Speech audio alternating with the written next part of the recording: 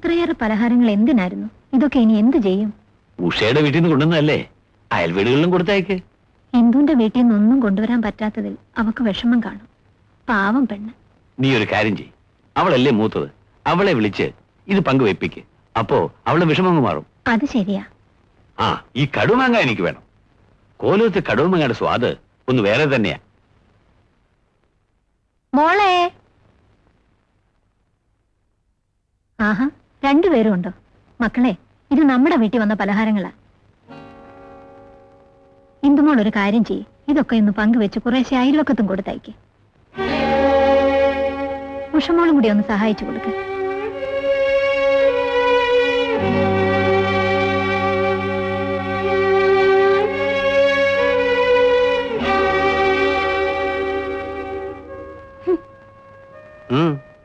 എന്തു പറ്റി?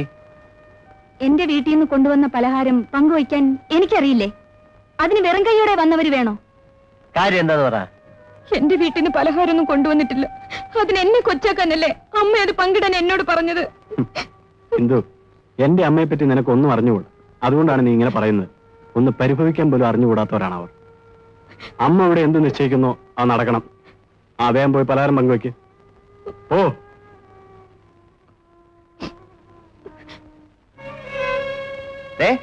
വേറെ എന്ത് പറഞ്ഞാൽ ഞാൻ സഹിക്കും. എന്റെ അമ്മ പക്ഷപാതം കാണിക്കാണെന്നേ നീയല്ല നിന്റെ തന്ത പറഞ്ഞാൽ ഞാൻ അടിക്കും. അതിന് എന്റെ തന്തയ്ക്ക് പറയുന്നത് എന്തിനാ? നീ എന്റെ അമ്മയെ കുറിച്ച് വേണ്ടാനും പറഞ്ഞിട്ട് ഓ പോയി പലഹാരം പങ്കിട്ടൂടെ. ഓ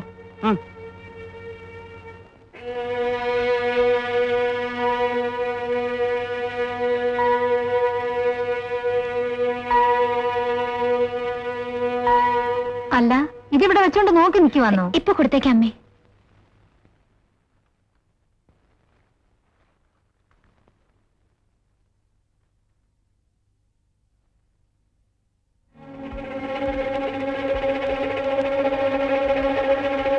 ഉഷമോളെ, വീട്ടിൽ നിൽക്കുമ്പോ ഇത്ര ആഭരണങ്ങൾ എന്തിനാ?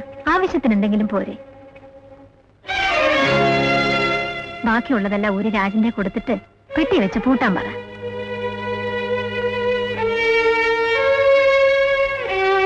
ഇന്നാ പെട്ടി വെച്ച് പൂട്ടിയേക്ക്.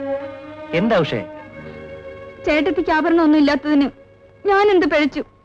അതിന് എന്റെ ആഭരണങ്ങളൊക്കെ ഒരു പെട്ടിയിൽ വയ്ക്കാൻ പറയുന്നത് എന്തിനാ? ആര് പറഞ്ഞു? അമ്മ. ഇനി വന്നേ. ഇത് തന്നെ ഞാനും പറയാതിരിക്കായിരുന്നു. ഇപ്പൊ നിന്നെ കാണാൻ എന്ത് ഭംഗിയായിരിക്കും അറിയാം. വീട്ടിൽ ഇരിക്കുമ്പം ഇത്രയൊക്കെ മതി കേട്ടോ.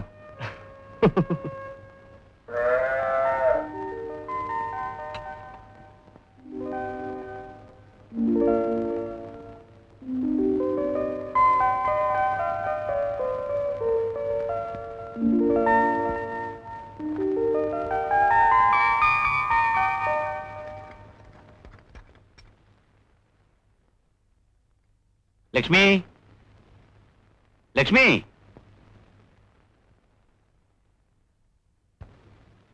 ഇതാ, ഇത് ഇന്ദുവിന് കൊടുത്തേക്ക്. എന്താ ഇത്? ഇന്ദുവിന് വേണ്ടി വാങ്ങിയതാ. ഉഷയ്ക്കൊന്നും വാങ്ങിയില്ലേ? അവൾക്ക് വേണ്ടതിലേറെ അവളുടെ അച്ഛൻ കൊടുത്തിട്ടുണ്ടല്ലോ. ഇന്ദുവിനല്ലേ ഒന്നും ഇല്ലാത്തത്. അവൾക്ക് വിഷമം തോന്നരുതല്ലോ.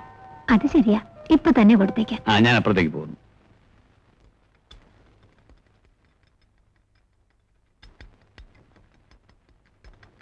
മോളെ, ഇതാ, നിനക്കൊന്നും ഇല്ലാത്തോണ്ട് അച്ഛൻ വാങ്ങിച്ചോണ്ട് വന്നതാ. മോൾ ഇതൊക്കെ എന്നിട്ടെ അമ്മയൊന്ന് കാണട്ടെ.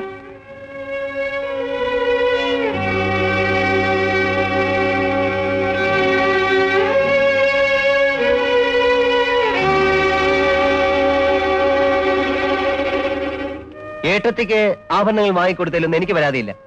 കൂട്ടത്തിൽ ഒരു ചെറിയ കാതിപ്പോയെങ്കിലും ഉഷയ്ക്ക് വാങ്ങിച്ചു കൊടുക്കായിരുന്നല്ലോ. അതെന്താ നിങ്ങൾ ചെയ്യായിരുന്നത്? മോനെ, അതിപ്പോ ഉഷ പറഞ്ഞതൊക്കെ നേരാണെന്ന് ഇപ്പൊ തോന്നുന്നമ്മേ. അവൾ എന്ത് പറഞ്ഞു? അവളേക്കാൾ നിങ്ങൾക്ക് താല്പര്യം ചേട്ടത്തിയോടാണെന്ന്. രാജാ,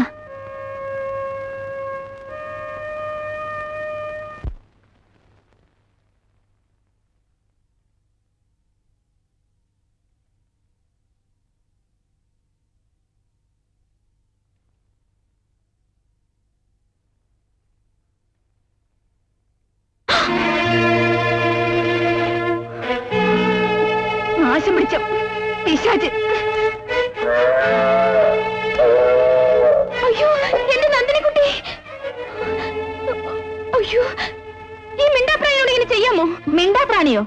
പിശാച് ചെയ്തു വെച്ചിരിക്കുന്നത് കണ്ടോ? എന്റെ റോസ മുഴുവൻ നശിപ്പിച്ചു. റോസ ഇനിയും വെച്ച് പിടിപ്പിക്കാമല്ലോ. ഇതിന്റെ കാലിന് എന്ത് ചെയ്യും? കാല് മുറിച്ചു കളയണം, അല്ലെങ്കിൽ കെട്ടിയിട്ട് വളർത്തണം. ഓ, ദേവലോകത്തു നിന്ന് ഒരു കാമധേനുവിനെ കൊണ്ടുവന്നിരിക്കുന്നു. എവിടെയോ തീറ്റിയില്ലാതെ കിടന്ന പണ്ടാരം. എന്താ എന്താ മക്കളെ ഇത്? ഇത് കണ്ടോ അമ്മേ?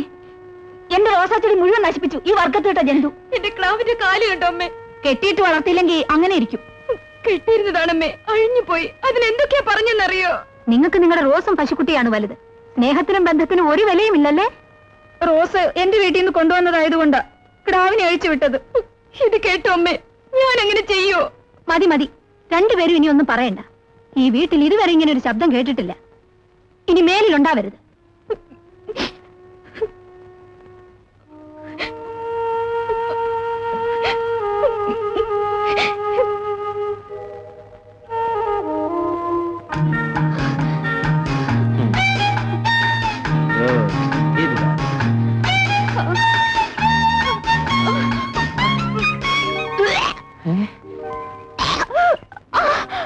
എന്താ രാധേ, എന്തു പറ്റി? ഗോപേട്ട, ഇനി എന്നെ ഓടിക്കരുത്. ചതിച്ചോ ദൈവമേ, എന്റെ ശപഥം പൊളിഞ്ഞല്ലോ. ഏഷ്യാഡിന് പോണ്ടെന്നായിരിക്കും ദൈവനിശ്ചയം. ഇനി ഇതെല്ലാം കഴിഞ്ഞിട്ട് പ്രാക്ടീസ് ചെയ്യാം. എന്തിന്? നീ ആദ്യം കയറി പൊട്ടിച്ചപ്പോഴേ ഞാൻ കൂട്ടിക്കെട്ടിയതാ. സമ്മതിച്ചില്ല, നീ പിന്നെ പൊട്ടിച്ചു. അനുഭവിച്ചോ? ഇനിയിപ്പോ എന്ത് ചെയ്യും? ഒരൊറ്റ വഴിയേ ഉള്ളൂ. എന്താ? ഈ വയറ്റിൽ കിടക്കുന്ന ശിശു ആണായാലും പെണ്ണായാലും നമ്മൾ പ്രാക്ടീസ് കൊടുത്ത് ഒളിമ്പിക്സിനയക്കും. ഏഷ്യാഡ് പോവാൻ പറ. നീ വാ. ഇങ്ങോട്ടരുത്, പതുക്കെ. നാടിന്റെ ഐശ്വര്യം ഇരിക്കുന്നത് അവിടെ വന്നു കയറുന്ന പെൺകുട്ടികളുടെ കയ്യില. അവര് തമ്മിൽ വഴക്കു തുടങ്ങിയാൽ ഭർത്താക്കന്മാരും അതിന്റെ കൂട്ടത്തിൽ കൂടും. അതോടെ ബന്ധങ്ങളൊക്കെ മറക്കും. അതുകൊണ്ട് നിങ്ങൾ എന്നും സ്നേഹത്തിൽ കഴിയണം.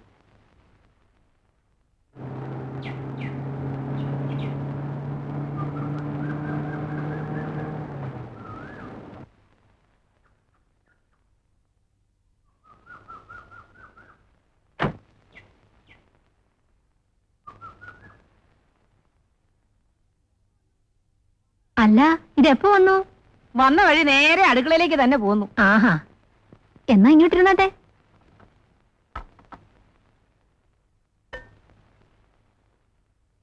അവിടെ ഇന്ന് പാൽപായസം വെച്ചു.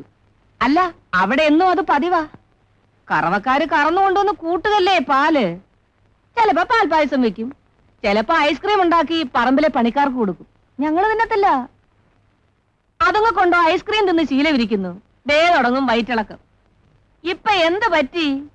പറമ്പിലെ പണിക്ക് വരാൻ മടിയാ. ഐസ്ക്രീം തിന്നേണ്ടി വന്നെങ്കിലോന്ന് പേടി.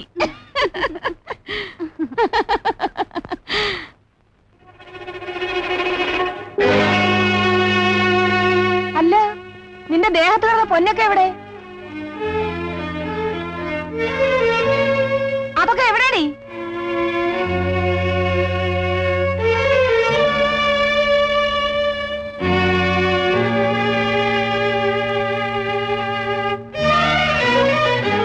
നിന്റെ കയ്യിലും കരുത്തിലും കിടന്ന ആഭരണങ്ങളൊക്കെ എവിടെയെന്നാ ചോദിച്ചത്. അമ്മ പറഞ്ഞിട്ട് ഊരി വെച്ചു. കാര്യം അതെന്നോടാണോ ചോദിക്കുന്നത്?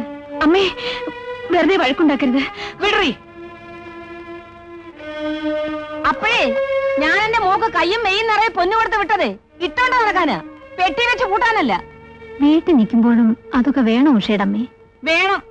എന്റെ മോളെ നല്ല അന്തസ്സായിട്ട് തന്നെ ഇങ്ങോട്ട് പറഞ്ഞു വിട്ടത്. അല്ലാതെ മറ്റുള്ളവരെ പോലെ ഇവിടുന്ന് പണം അങ്ങോട്ട് കൊണ്ടുവന്നിട്ടല്ല അവിടെ കല്യാണം നടത്തിയത്. വേണ്ടാത്തതൊക്കെ എന്തിനാ ഉഷേടമ്മ പറയുന്നത്? പറയിപ്പിച്ച പറയും. ഒരു ഗതിയും പരഗതിയില്ലാത്ത കോലോത്ത് നിങ്ങൾ പെണ്ണെടുത്തതിന് എന്റെ മോളെന്ത് പഴിച്ചു? ഭാഗീരഥിയമ്മേ. ആ, എന്റെ പേര് ഭാഗീരഥി എന്ന് തന്നെയാ. ഓ, മൂത്ത വരവിടെ കാര്യം പറഞ്ഞപ്പോഴേക്കും ചൊടിച്ചത് കണ്ടില്ലേ? കാശിന് ഗതിയുണ്ടെങ്കിൽ വേണ്ടിയില്ല. പൊന്നില്ലാത്തവരെ ഇടാതെ നിൽക്കണം. എന്റെ മോക്ക് ആഭരണം വേണം.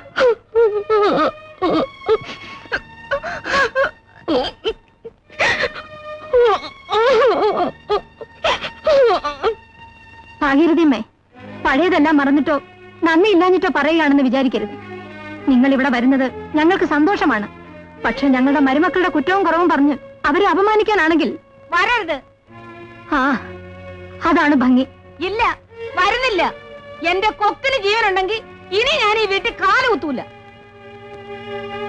എടാ, നിന്റെ അമ്മ മേലാൽ എന്നോട് ഈ വീട്ടിൽ കാല് കുത്തിപ്പോവരെന്ന് പറഞ്ഞു. എന്നെ ഇതുവരെ ആരും ഇങ്ങനെ അപമാനിച്ചിട്ടില്ല. ഇനി നീ എവളും കൂടെ ഈ വീട്ടിൽ നിന്ന് മാറി താമസിക്കുന്നോ അന്നേ ഞാൻ നിങ്ങളെ കാണാൻ വരൂ.